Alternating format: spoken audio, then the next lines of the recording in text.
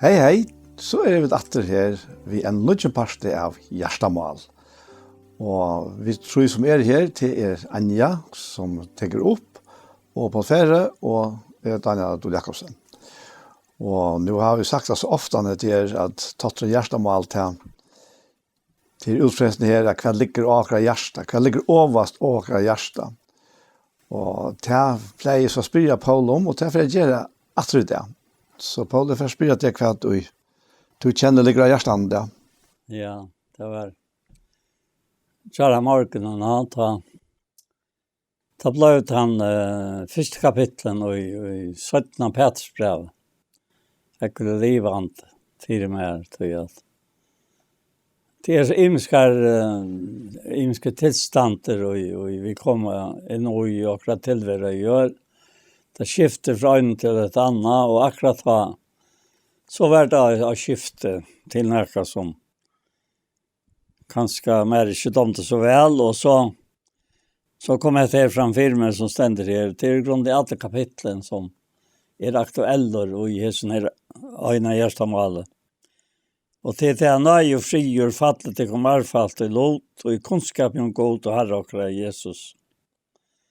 Og alt vi hører til lov og godsøtten. Hever goddamlige måter hans å give oss. Vi kunnskapen om han. Altså, øyne kunnskapen om han givet nok. Som kattler oss vi dårlig og kraftsøyne. Og her hever han givet oss henne største og dyreste lyfter.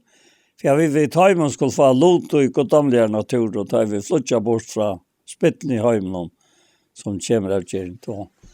Men månen hoved det således, at det blir til at jeg får så rydgjødømme, og så samtidig ikke flyttet bort fra tog, som jeg legger at det rydgjødømme. Spittlene i heimen som kommer av kjeren. Akkurat, ja. Og dette alt goddamlig, og hit menneskeligt. Ja. At livet et egnolist. Og det er så øyelig utdomlig omtale i 4. Timotheus brev 5 til at han som lever etter listen så innan livande deg. Jeg minnes det jo i det første fer. Sjekk opp for meg her. Hva til å være livande deg? Og svære vi at det til å trykke Jesus, men du lever det gamle livet. Du lever som om at du ikke tror det Jesus. Ja. Så at du fikk en nytt liv, men du venter atter til det gamle. Altså. Og så åpenberes det for mer for den nekvnaren så igjen. Ja. Og han sier om dette her, dette livet, som nevner nå, altså, som vi får lov til å flytte bort fra spitten i heimen som kommer av kjent. Altså, tar vi suttja rydgjødømme vid øye og i god til han, så sier han lett til just øyne vi, og i tryggstikker av oss dikt, og i diktene kunnskap, og i kunnskap noen frahalt, og i frahalt noen tål, og i tål noen godsøtta, og i godsøtta noen brøver kærløyka, og i brøver kærløyka til ødel. Og ta i hetta finnes statikken, og eigast, det at det kan ikke standa, ikke sleis, etla avfruktbør, og i kunnskapen om Herre akkurat Jesus Kristus. Ja. Og nå det lykka som ordentlig løytre nøyta, og du hever alle disse her egenløykene ut der, jeg livet av livet, du god til å givet det, vi tog nødt først. Akkurat, ja. Ja. Altså, vi hadde ikke født av nødt, så kunne de skjøtja røyde godt, så nei, de kunne skjøtja.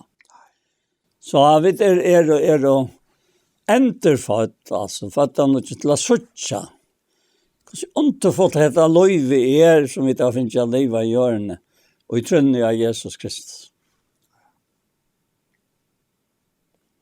Og det kan ei forklares, det kan kun erfares, sier sangren, ja. Ja, hvor salet det hos Jesus, det Ja. herligt det hos Jesus. Ja. Så nu det nok spent over at om at det harmonerer inn og tar tankar som du hever. Jeg tør ikke å si at det som juks. Nei. Jag var inne i morgon om att här efter känner vi så omgång till hållt någon. Ja. Men så när det är verkligen där tant att det runt om och det gör vi. Vi så är vi bara det är ta verkligen som vi tror värre beväger oss nu, ja. Och då är vi så uppdelat, då är det så splittrat, ja. Ja. Och det var när jag kom till mig nu, jag hade sånne morgon, men jag hade sett att möta någon. Och tar vi livet efter hållt någon, tar det spjäring. Ja. Tar vi sunter, ja. Ja. Og vi kunne sjå han godt balskaken opp og i nøkker som samt etter holdt noen om et eller annet. Men det blir ikke einleid, ja. For jeg får bedre om det. Ja, for jeg rønner for bedre om det, ja. Men han tar jo vidt livet etter andanene. Ta vi sammen. Ja, vi er Ja, vi ødla. som er i andan. Alt som i andan sammen, ja. Og det var det som Jesus kom til, ja. Men ikke tror at jeg kan ikke si det på sånne måte at jeg liksom stand utenfor å si at til henne, ja. Henne holdt noen, et andan, ja. Tar helt galt, ja. Sånt lente og i halten. Ja, sånt ordentlig, ja. Det ordentlig, ja. Og jeg kan så kommer det eisen i avsen her som bor i halten som du leser, at det kommer gjerne. Ja. Jeg vil hava. Ja, jeg vil hava. Ja. Og jeg vil ha rett, om ikke annet. Ja. Og ja, det, ja. Og jeg sier sånn at vi kan at hun skal komme etter meg som så, men jeg har ikke kommet inn til at det nesten ikke bårdbart her. Nei. Selv om det har det pura naturlig, ja. Ja. Men for at jeg det som jeg hovedteker med øyne til jeg suttje og sjånvart noen, ja. Det hette her tatt av leidet godle. Jeg har nevnt det før, men altså, at det sorterer altså 100-vis av tonsen. Ja. En nevnte nå en dag at bort 1000 tonsen av evje og lorste og hva skal man si, så finner der noen få gram av godle. Ja. Og altså innrettet det lukket som alt sånne tilverger på at leite etter sånn favogrammen av godle, ja. Og så selvfølgelig det veldig ofte i samband vi og tryggvand, ja. Ja, vi jo i sånn hjemme, men vi ikke av sånn hjemme, og vi som tryggvand, vi ber opp av godle. Ja. Det kanskje ikke her han nevnte, men det er hinnebraun halt, ja. Han nevner trunna som mengan dyrabærare enn hit forgansliga godla. Ja. Og han sier enda forgansliga, til annars vil råkna som det mest oforgansliga i Hesenheim. Ja, det er godle. Det er godle, ja. Men i Guds egen det forgansliga. Ja. Men Tryggven, hon oforganslig. Ja. Det her fra, og liv atla til at køyra. Ja. Og en startfälla säger vi men nu till månaden halvtid att vi kommer att heja hörst och boar eller se och boar och iktos sonnekvalt, ja. Jag kommer till fältet fram och domta vi alla. Ja. Men säger så eisne att det kunde vara spurningar till att man skilt inte allt som vi tar sig om. Och som till dömes att så som vi omtalar trunna. Ja. At Tryggven kommen, ja. Og jeg sier så at men Tryggven en person der. Ja. Så fikk jeg litt prat om det, ja.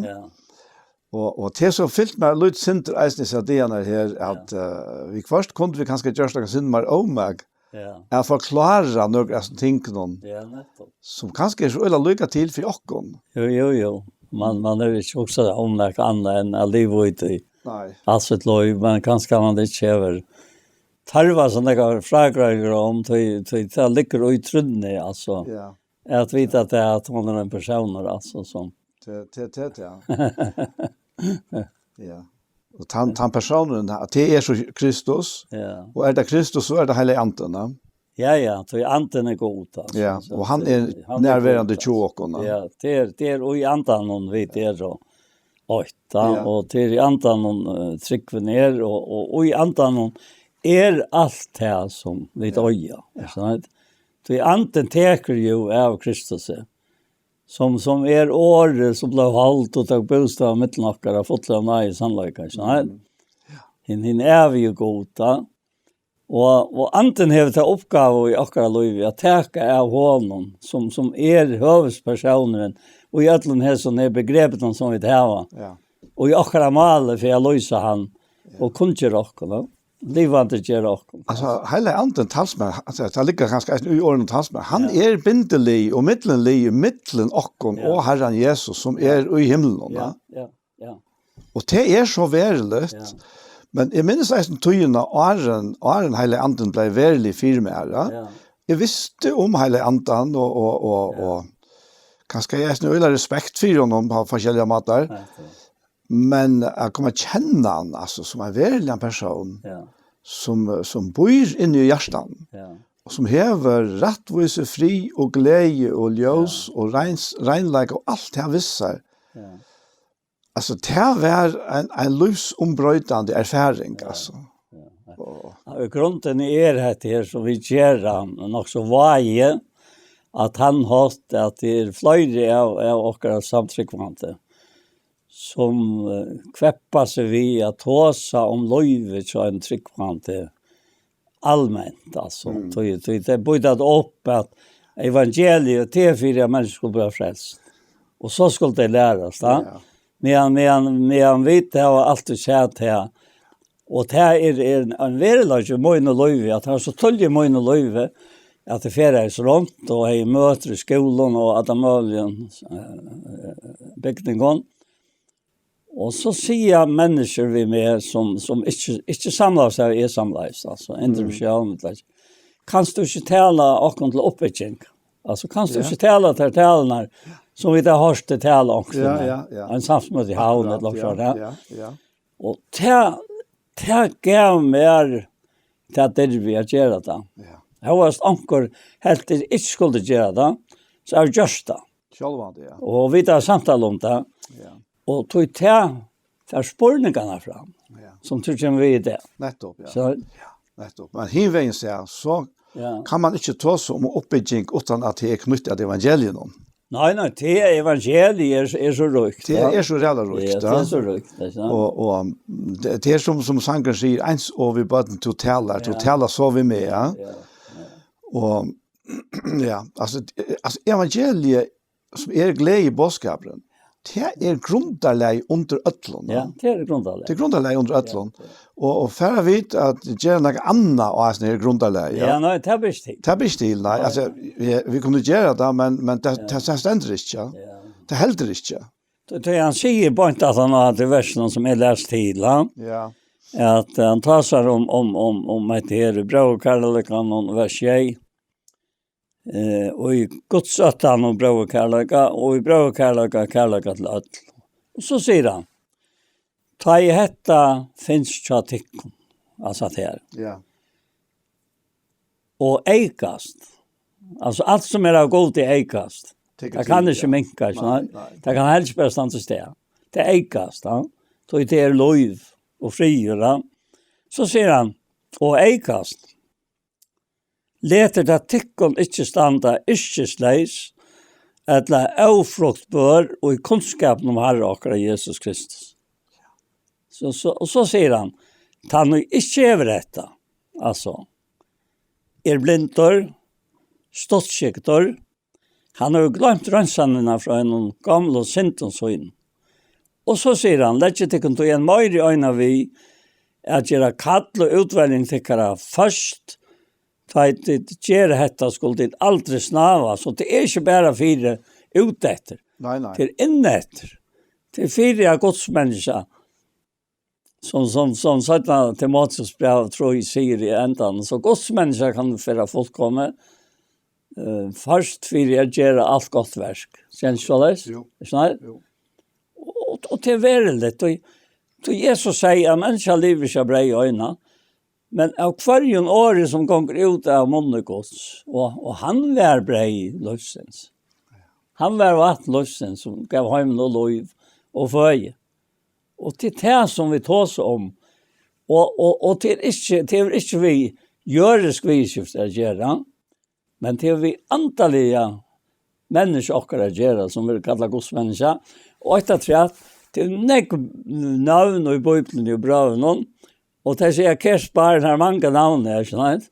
Så god han ikke spæren om at det er navnene til akkurat, og han sier til dømens og i 4. Petersbrev kapittel 3 og vers 4, 3-4, at prøyet til hva er ikke utvårst. Altså, dette her som vi tenker på, og dette klær, og da man vel er så ikke godt ut da. Nei, det er dulta mennesker i hjertens. Jeg tror at det er akkurat så prøyet som vi finner mitt alle som angår. Selv om godsmennesker er vekkort. Men det er dulta mennesker i hjertens. Vi er noen spek for å stille anta. Og for kanskje prøye, som er god til ekkelig at døyre bæst. Også der? Ja, nu kommer vi til det overganslige. Ja, overganslige. Ja. Sånn? Ja. Så heter det som han sier her, og hva er dette så løs? Han vil vers 11. Ta det gjør dette skulle det alltid snava, tøy, og at han hentet hatt, skal tikkun rykelig av være givet inngangri av jeg rykk herre og fredser akkurat Jesus Kristus. Jeg skal ikke neste vidt det som kommer nå, i alt med neste vidt det som kommer alt annet her. Ja? Så det er fire at løyvåkere skal dørtere han som vi ikke skulle suttje, så vi skulle ikke langt være i Jesus likam noen. Vi skulle fære ulike av noen, vi har heimens herre noen. For ganskelig løyke, var ikke av for ganskelig løyke, og deilig løyke, var ikke av deilig løyke. Og hinn fyrre Adam, altså fyrre Adam, han som Adam, som god skapte om altene, han ble en livvande sal. Han blåste luftsande og neser hans her, ikke? Men hinn 17. Adam, altså, Kristus, han er lovgjevande and. Så hvordan skal han så fæta etter vi tog innom vite? Det ganger ikke. Vi trygg, vi personen som måtte tryggven i heimen er han. Fæta vi at heimen skapte vi året gods, så til at vi som ikke sast, at det som sast det var tid. Og til som ikke fætar, minst til, at trost du er Guds son, så først var fæta vi trunne. Ja, akkurat. Altså, det er bare noe som kommer, og jeg var så omkort, jeg var avvitt, jeg har alltid troet i Jesus, men da jeg avvitt og æren var færen, så kom hetta fram, som var nek framme tog inn i 1845, ja, jeg tar i tjej og her, at Jesus skulle komme atter. Bøker kom ut om det, tidsen det lagt netter, og jeg sa det. Og hin ærefer, og når jeg lyftes var jeg ikke øysene. Og til dere som tråkket seg fremme med, at du har vært etter til mamma og pappen i ferien, og siste ikke at jeg tar det ikke født, det begynte jeg i Eifen og Lissan, de kom 46 og 48, 48 er det 20 år, da er det liksom vokset til.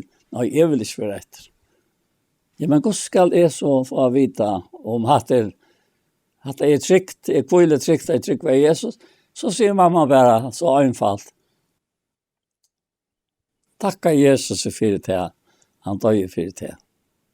Og Jesus sier selv, at vi hadde ikke kunne ikke komme inn i hos røyke, og som har bare gjort det da, og som har bare opplevd til at det ble pura trygt. Ja. Så jeg tror, han kan ikke skjøtja sin lift til han. Så det er en måneder og tøymon som jeg har lagt mest til å komme til trygg, at han har et lengt lov, og så ganget oppfyrt av noen affær, at han har en svaret salar nei, som det ganget satte for, ikke sant? Og så tjekket oppfyrt av noen, og det sa og i hånden, og i alt. Jeg var ikke øttast. Tryggberst. Ja. Altså, vi alla sån enkelhet då. Ja. Och akkurat det här vi att vara som bötterna. Ja. Så blir så är det lika väl givet till oss själva. Alltså vi var inte tvingen, men vi var älskade fram till att ta emot det. Ja. Till gaska gods, ja, som för till omvändning säger den här Rombrand 2, ja. Och det är alla vägen i jakten och det är framme i morgon gosse hjärtalier och miskonsamma god det, ja. Och jag vet inte om jag läser ganska nökres i versen om det, så får det komma dubbelt, men det gör det inte. Matteus 9:36, tar han så falske tikte jo noen hjertelige sinte taimon, til det var ytla hakreit og vannrøkta som sier i angan hyre hever.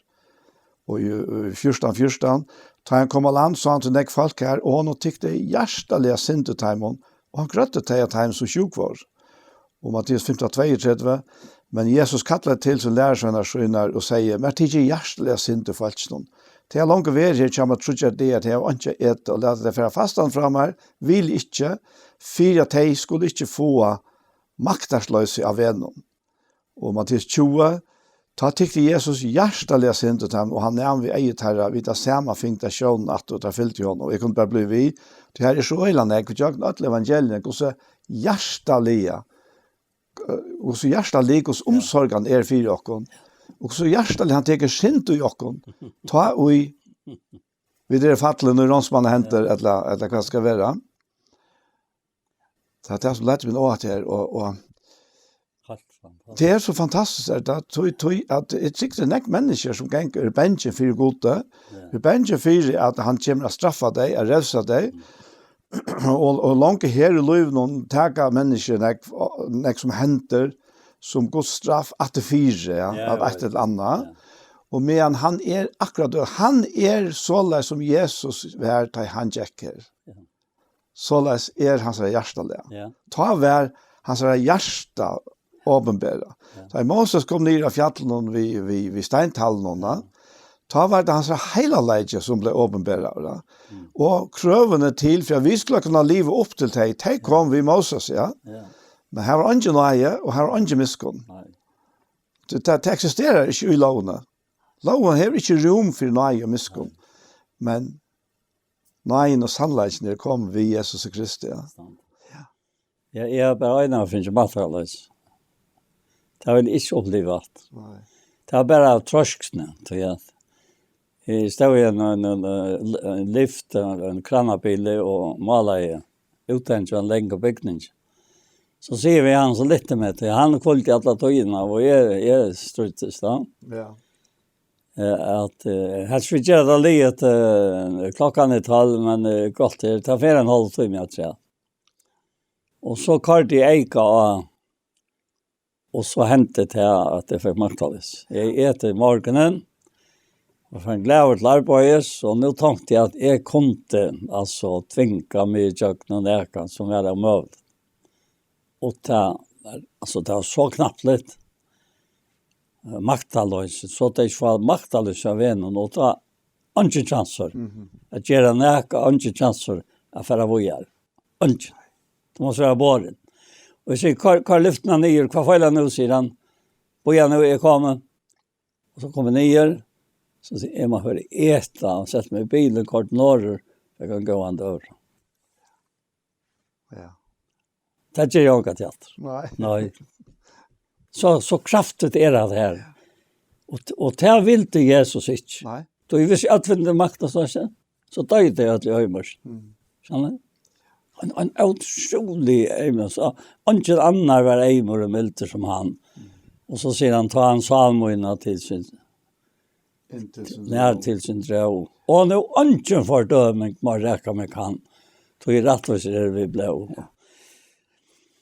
Och också att de har lämnat den personen som tas med så Kristus här. Så vad det är inte annat om han är akkurat lik Jesus. Oj, en människa, en lika med och lik.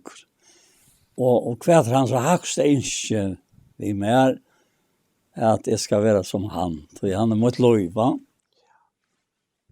Akkurat. Ikke tvang. Han såleis. Men Mina storaner och mina och Ive och ska allt det som är att en människa det är marska handan här. Alltså utstrålningarna. Som han säger om att god vare tack som i Kristus är allt och löjra och fram till sier. Och kvarjon steg det gåva enka kunskapar som åpenberas vi okkom. Tøy vi dere gåva enka Kristus vi god. Vi det med det som fortäpas och vi det med det som fredsvere. Tøymen fredsvere vi den enka fra løyve til løyv. Og tøymen fortäpas vi den enka fra deia til deia. Kort ord letta. Og hvor gjør god at det verste og gjør noen akkurat likam? Tøy han vil ånka syndra deia. At skulle vente vi i liv. Altså, halt en standande. Det er også om alt det som han investerer i okken, som Peter snakker om i början av kapitlen, som vi løs. Og så vet jeg ikke om skal fære til det som jeg alltid sier til sørst. Jeg har alltid det at jeg gjør det til. Tøy at jeg så leser langkår. Ta kommer han inn at hvis jeg nå færre, sier Peter, og er som kjalte noen, så skal jeg gjøre meg avmerk 4 kvarjon. Og til det som jeg rakte meg øya vel og gjøre morgenen, også der til at det ikke er to som har tøytningen her. Det han og her. Og lika med har han så gjort det søyne og vil at jeg skal bære honom mot likam som et livande høyla, godt og domlet offer til min antallige godsterskan. Hva sier han nå her, Peter, at han er ferdig til sånn jeg selv var? Så sier han til han sier at legget tikkun tog en møyre i øyne vi brøver, at gjøre kall og utvelging tikkere først. At jeg leser, tog tar jeg til gjøre hette skulle alltid slava. Og så sier han, tog og hente hatt, skal tikkun ryklig av være givet, inngengur og evige rykje herre og frelser okkara Jesus Kristus. Jeg kommer til alltid å minne at det kunne hette, til at jeg vet at det, og er grunnfest i sannløkene, som sa at det kunne gjøre. Det er mest at det er. Til at jeg visste alt dette, så var det sverløk. Grunnfest i sannløkene, ja. Så han var tjammer.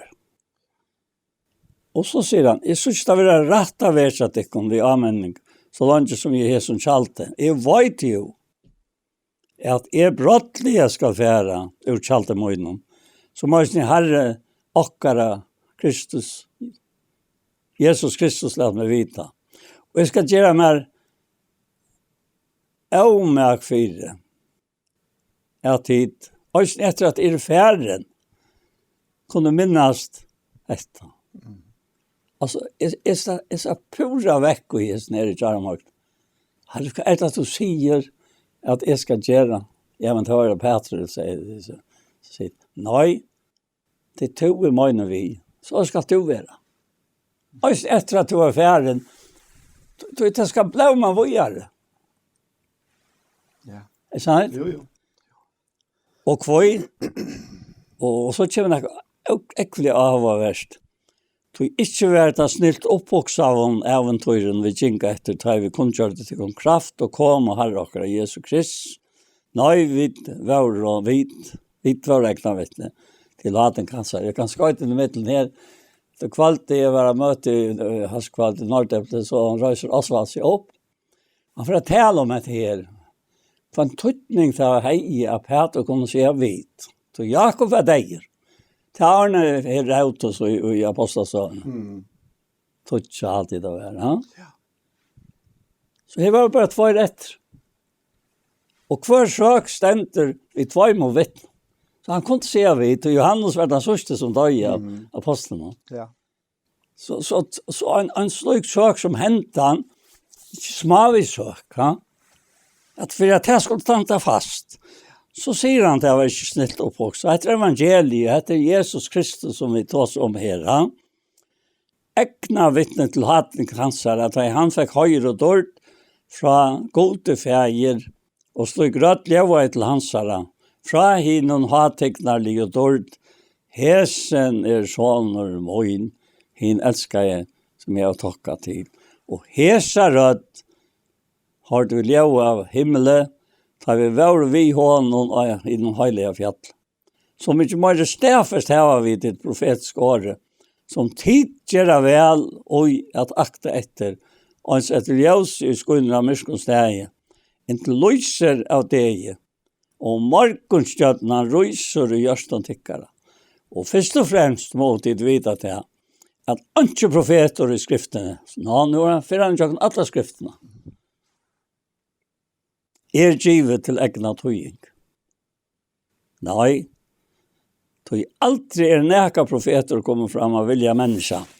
Nei, drivner heilig antan hon, tala av heilig men godt. Sier så til at anten ikke har tøytning. Ja. Personen går til heilig anten. Han øyn. Men han uttrykte seg i en menneske som at Jesus Kristus, han var akkurat løyker, og Kristus navnet opprøsende navn. Jesus var det navnet som han fikk som bad, og han kunne dødja, til likam. Men Kristus kan ikke dødja. Og han breit deg hans valg og røys, og ta han med risen. Ja, hva kjørte han ta? Han var alt fra byrjan og til enda, til han ikke byrjan og enda ikke har gått til evet. Ta tog han okkon vissar inn i dørtene, vet som trykk var Jesus nu. Vi er sett i en himmelsk heim i Kristus. 4 færsens asjon, hvis vi nu vil ha mynda det vi tog må liv, og det marskan vi teva av malen. Men øynte, hva er mal i her? Og hva er sjånen her? Og alltid at vi får være et antal likam vi hånden, altså, så får vi, som Johannes sier her i 3 kapitlet, at sånn sier han, hvordan står han kærløkaffærene vårt, og eller tikkene, at vi skal katte en spøttgods. Og vi det det. Du kjenner heimen nok ikke, for han kjenner ikke han. Og til det skal han sier det så ofte til det skal. Nu vi spøttgods, og ikke det en åpenbæra hva skulle være, men vi vet at han åpenbæres, da skulle vi være hånd og løyk. Tog vi skulle søtte han som han hånd og løyk, søtte han som han han ble akkurat løyker, vi så han som han ta et eller annet som det ta, og ta for å vite over hånd og løyk og søtte han. Ja. Det er så veldt. Ja. Det er så, og det er sånn fytling av kærlega gods ui øtles nere. Ja. Og det er faktisk uttek med mer og mer av suttja, hvordan god kærleika, hvordan alt gonger ut fra hans kærleiks hjärsta, at det ikke ser bøyen i krøvene som, han var jo nødt til at gjøre oss krøvene, de hele krøvene, i åren, tog at utan så kunne det jo ikke prekvast at mennesker ikke kan nå rettvise kjolta, men vi lovene så vil det prekva til at vi kunne ikke. Vi tar unga møvlega. Vi kunne ikke bytja nægra frelse opp, og til det som egentlig alle religioner gjør. Men Jesus ikke religioner. Han som vi pleier å si, han relasjon, altså, samfellet. Og det så øyelig moner da. Det til lov og deg av moner at hun, ja. Han sier, Jakob sier, nu har vi nevnt alle hinner alltid, Paulus, Johannes og Jakob, og Jakob sier til at alt som ikke er trykk for synd. Og tveget av biler vi trunne, tja, Evo og Adam, etter her, årstagerne. Det opplevde han skjønlig, han sødde midtlene, ja. Men så det han ikke i midtlene, sant? Og man og god, man ikke han teka nekka fra at det kom vi, at det ikke slipper å ete, og jeg tror også fyrir snakk om at det skjer, sant? Og ta det ut, og så var vi tar det opp, så jeg så at det var det. Ta kom den gamla naturen inn, så det gjør det fortjent der godt. De måtte klä sig själv till det rätta skot, ja. Och fick oss att blöa att läsa sig oj vi och det var en öjlig bröjt. Vi blev snacka om bröjtingsna från inte att känna Jesus till knappt att känna han vid att vi var födda av honom. Ja? Och vi som Peter Jakob säger östen till han snåsar något att det goda gaver som kom om han från där kom han ifrån färgeljösarna här som inte bröjtingar där skiftande skudget så. Och så säger han då jag vill jag så när han födde han och om vi sannlös året så vi skulle vara fromgrau skapningskansara. Det har vi stäcka vi så det ofta. Alltså Kristus fromgrau. Jo, men vi och Johan. Han har inte varit fromgrau. Vi känner inte döje för i åkken och bjärga i åkken in i sitt liv att leva över. Ja? Alltså att det är något som är så otroligt störst. Och i mån och liv det, men jag vill gärna göra till att mitt förstand räcker inte till det. Och så kan heller inte förstandet göra människan räcker. Det blir inte till. Ja? Nej. Och tog man det hända att du är fötter av anta. Det han som inte har anta kristar har hon inte till, säger. Ja. Så? Jo. Så anten är den underfotle öppnaren av ödlund och dörra bara vid öja och i god, ja. Helt denna sanda. Ja, det är ganska hottök någon som är pura naturlig för och men det kan ju vara också tung. Ja. Som trygg och rättvisgering och hela i anten och hela gering och allt det där. Ja. Och utan hela i anten så är det verkligen tungt. Så är det väldigt tungt uttrycka, men vi hela andan tar i hand ger allt det här till liv för oss. Ja. Alltså det kan vara att det är öle ringt att förklara. Du nämnde ju citeringen där danska sanningen det kan jag förklaras det kan blott erfares för hela det är hos Jesus. Ja. Och ta mig en upplevelse till, en erfaring till för en enkelt annan. Ja. Men ta och så ta hänt, ta det under hänt att man är född av nutjorna. Ja. Ta känner man fällskapen vi hinner som är född av nutjorna. Och det är ja. Jag säger bara för mig är under ödlon människan att komma att känna Jesus på händamåten. Att känna till att han väl inte bara lever i himlen men att han lever innan oj och vi som helig anda. Och att allt mörker och allt rastla överläggan till flyttar från helig andan som bor i oss. Och han tar ju så vid liv och nu är han ger verkliga grund till atta och storarna. Men samma vi honom. Samma vi honom. Så vi blir inte verkliga fjär till slätt det. Men samma vi honom så får vi och så hävar vi och ejer vi en till skickligan. Och så är vissarna. Och så här alltså kvart än så händer här. Ja men han är chammer. Han är vimmer. Käpper till en stäver till en tar uka med. Han känns som mint är och i Mordecai, ja. Och Ester, ja. Det var jötar, men han inte visste det här och i Babel att det var jötar, ja. Och det så har man omtalar dig. Det är en lov som var örvelse, och någon lukt snäckrar lov i någon land. Och det var folk som var så olukt, alltså det åt sig liva sig. Det var så olukt att de hinner. Och vars det var sett fratat, och att hon har sett sig upp mot kanske någon, och loven är så som du säger. Hon kunde inte vara konan sammen. Men han får lunches efter den. Allikevel. Det hon är väl så ser det vöker. Så att det blev löjt och Ester blev utvalt. Och hon var göte, men hon säger inte att hon var göte. Ja. Tai så hisner Haman och det att Mordecai som inte fattar knä för sig ger det att han är göte. Ja, så skulle han hävna sig. Ja. Och han får löve från kongen till att tyna jötarna. Så han har utlagt ryggen. Och så får han hem och fortäller hur väl det inte och nu är konkurrens ju så här.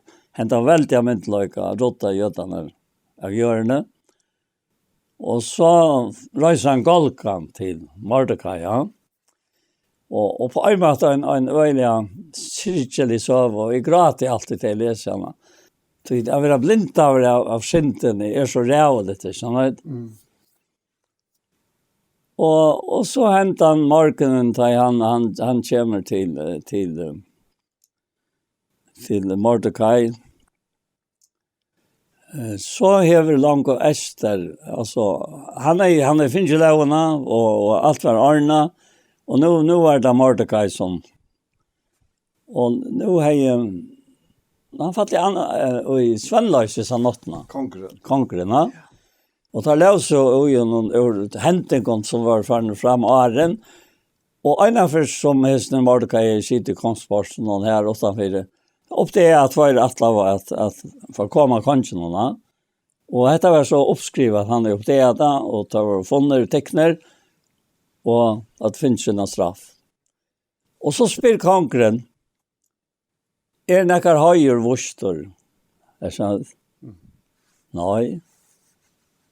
Och så säger han kvar era vänner? Ja, till Haman. Ja, Vad helt du att vi skulle löna en man vi som var så gav vi konchen och bjärgans löve och Haman också bönar om sig själva.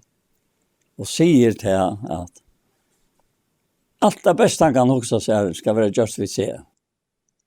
Och ska högst ämbetsmännen ska sätta han en häst som konkurreri och löjan och så skulle att jobba och reglera.